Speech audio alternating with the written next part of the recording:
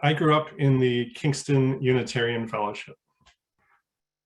Once a month after service, we had a potluck. The podium was removed from the table at the front of the room, and the table was swiftly full of platters and bowls. Everyone gathered around. We had just had a Sunday service where we shared the joys and sorrows of our lives, sang songs of love and hope, and feasted on ideas and new ways of looking at the world. Once again, we had become religious community, and we were ready to go deeper with a shared meal. My dad always brought his deviled eggs. They were his tried and true. He enjoyed making them, and they always went quickly, and I can almost taste the yummy goodness right now. Someone always brought quinoa salad. There were bean salads, pasta salads, cheese plates, so many colors and flavors. For me as a child, it was simple abundance. We ate our fill together. I don't know if times were simpler then or if complications were kept hidden under the quinoa salad, but now it is out in the open that potlucks are complicated. Hosting a dinner party is complicated. We can't all eat everything. Some of us don't do lactose. Some of us don't eat quinoa. Some of us will eat the pasta salad as long as it's gluten-free and doesn't have vinegar. Some of us can't do garlic. Some can't do nightshades. Some have a limited diet by choice, going paleo or sugar-free or vegan. Some of us are only comfortable with meat and potatoes. There is no one size fits all. People are going to mix and match at the potluck table. People are going to examine and hunt and question and doubt at the potluck table. People are going to seek fulfillment and belonging at the potluck table and not always find it.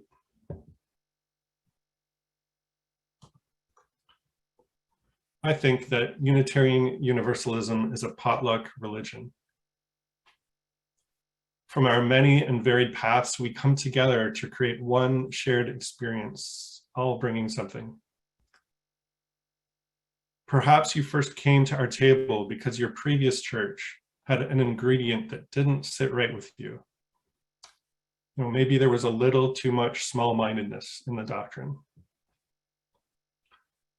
So you come to this table to give it a try.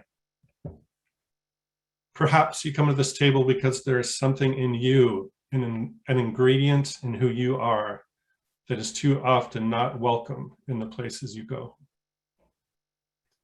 So you come to this table to find out if this is a welcome table for the ingredients that make up you. We aspire to be that table. Perhaps you come to this table because you believe in justice, equity, and compassion in human relations. You might have been to too many potlucks that have been dominated by potato salad. I'm not dissing potato salad, that's just an example, but perhaps you've been to too many potlucks that have been dominated by potato salad, and you want to widen the circle to include all the ingredients of the world. So we're here for different reasons. Unitarian Universalism is a potluck religion. We each bring something to contribute. We have wide varieties of opinion about the big questions of life, the universe, everything. Even when we agree that we want to move the world from A to B, we disagree about how to get there. There's not one theological dish that satisfies us all. We each bring our theological dish, or dishes. We love being part of theological plenty. And each Sunday is a surprise. What flavors will waft into our awareness? What dish will we try for the first time, or try again for the first time, and discover that there's something there for us?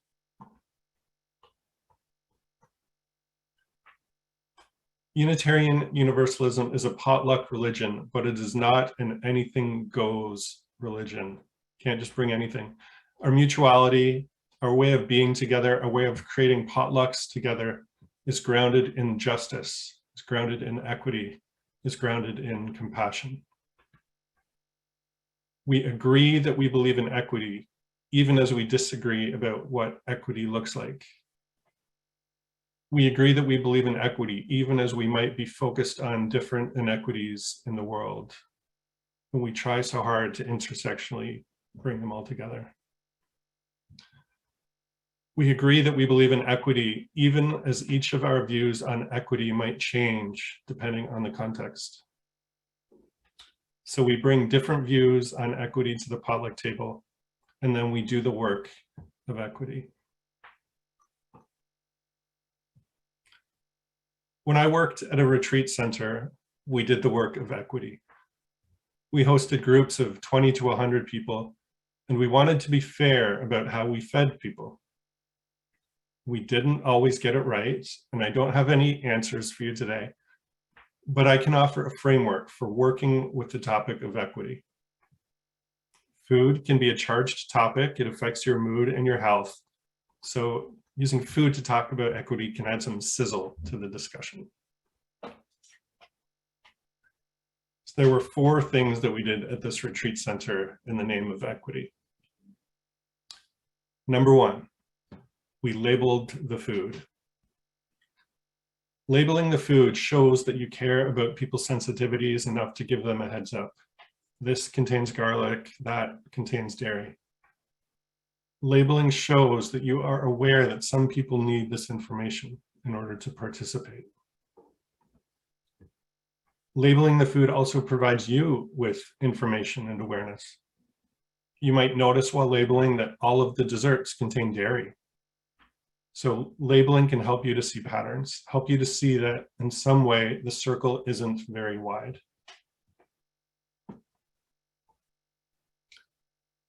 Randall Munroe, I wonder if you know him, of the comic strip XKCD, which I love, labeled Christmas songs by when they came out.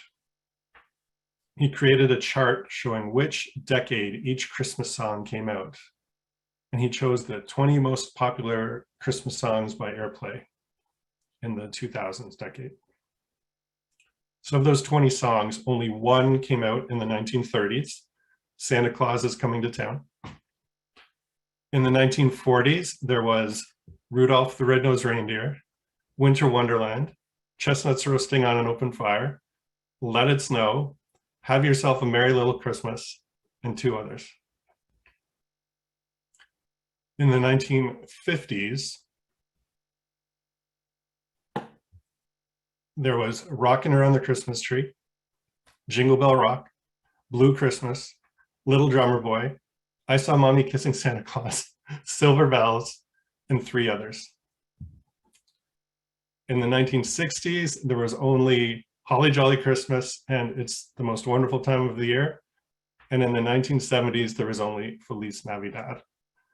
So if you look at the chart, it is a huge peak in the 1940s and 1950s.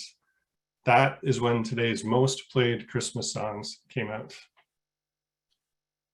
And the caption of the chart says, every year we carefully recreate the Christmases of baby boomers' childhoods.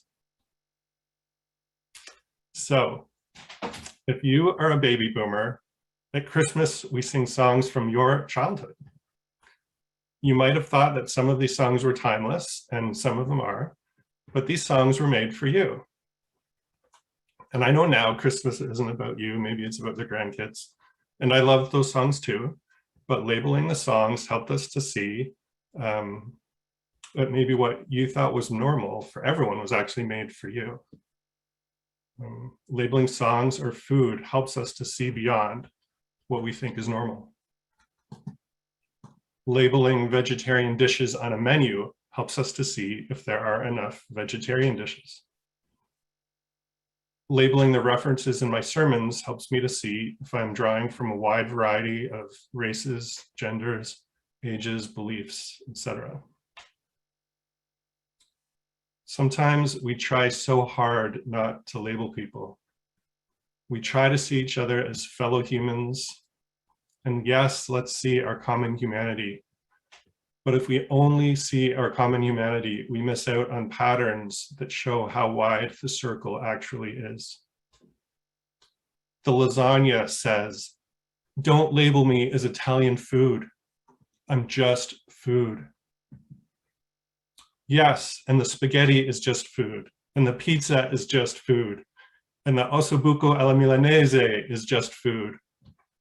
But if this isn't intended to be an Italian-themed potluck, it's helpful to apply the label and notice the pattern. Quinoa salad can be a marker of upper middle class culture. So what would happen if we look at Unitarian Universalist potlucks through the lens of class? So that's the first way to approach equity, label things. The second and third ways to approach equity are opposites. The second way is to ensure that there is something for everyone. Find out people's needs in advance. And if someone is coming who only eats broccoli, let them know that you'll provide several delicious broccoli dishes. Anticipate people's needs. As Reverend Teresa Soto says, make people feel like this space was made for me. And the third way to approach equity is the opposite of that. So hear me out. The third way is to say, you know better than me what you need, so I will support you as you bring it. So we had someone come to the retreat center who only ate steak for dinner every single night. So he brought steak. We supported him by having a role that you could bring your own food, and we empowered people to use our facilities as needed. We gave discounts to people taking care of their own needs. We did not leave people to fend for themselves. Rather, we supported people by providing what they needed to help themselves. Now, this can be disconnected if it's taken too far, but empowering people is an important part of equity work. For example, the Sunday service can't meet everyone's theological specific needs every Sunday. So the congregation encourages and supports members to create their own groups, a pagan grove, a Buddhist meditation group, a humanist group. It's so enriching. It can be enticing to only focus on solutions that make guarantees that we will provide what you need. But taking responsibility for others' needs to be balanced by empowering them. So there's room for both social humanism and liberal humanism, as I spoke about on July 4th. Now, the fourth way to approach equity is to go all in, decolonize the potluck. So if you are vegan and you're sick of being marginalized by carnivores, become the organizer of the potluck and make it a vegan potluck. At the retreat center, we had an agenda: simple, healthy vegetarian meals. If you came, that's what you were signing up for. Vegetarian healthy food was centered. At Unitarian youth weekends, youth cons, they start by making a behavior agreement. Things like, we agree to take space and make space, which means that we each commit to participating but not dominating the conversation. We each take space by expressing ourselves, and we each make space so that there's room for others to talk. Have you ever been part of a group? I'm sure you have, where someone dominated the conversation. It often doesn't work to just ask people individually to make space for others. Sometimes you need whole group buy-in to change the culture. So just labeling what's happening in the default culture doesn't work always. Providing a bit more room at the edges for the shy people isn't enough. Sometimes you need to override the default culture and curate the equitable experience that you're looking for.